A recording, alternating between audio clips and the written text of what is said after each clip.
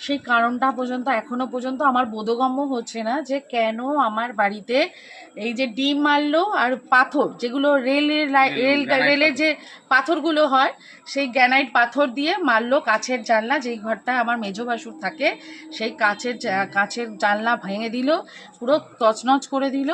এবং কোন অজ্ঞাত কারণে আমি জানি না, আমার শাশুড়ির প্রায় 80 বছর বয়স, আমার শাশুড়ি দীর্ঘদিন ধরে অসুস্থ, এই এলাকা যারা বসবাস করে তারা সকলেই জানে।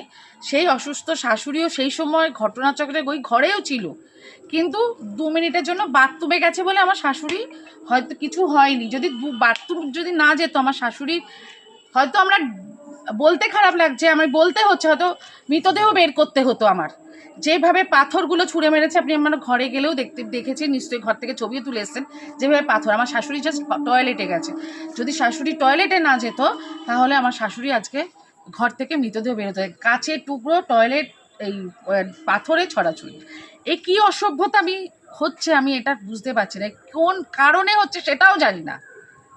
এবং আমার এটাও আমি বলে রাখি, যেহেতু আমার মনে হয় না এরা আমার লোকাল কোনো লোক, কারণ তারা কেউ আমার বাড়িটাও চিনতে পারছে না, যে এই বাড়িটা আমার বাড়ি সেটাও তারা বুঝতে পারছে না।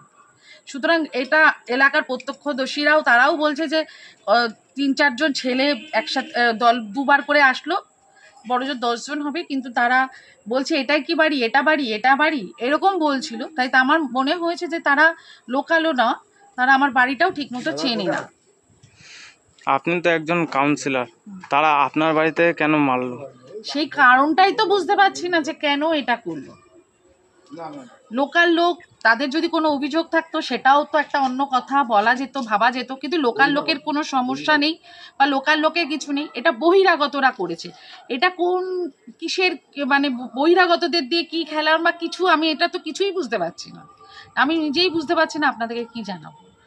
তবে বহিরাগত, এটা নিয়ে কোনো সন্দেহ নেই, তারা কেউ আমাদের ওয়ার্ডের বাসিন্দা না, তারা সবাই আমাকে চেনে জানে, তারা এরকম কাজ করবেও না, এটা আমার দৃঢ় বিশ্বাস। আমার নাম শিল্পী দাস, আমি 4 নম্বর ওয়ার্ডের কাউন্সিলর, বারাসাত পৌরসভা।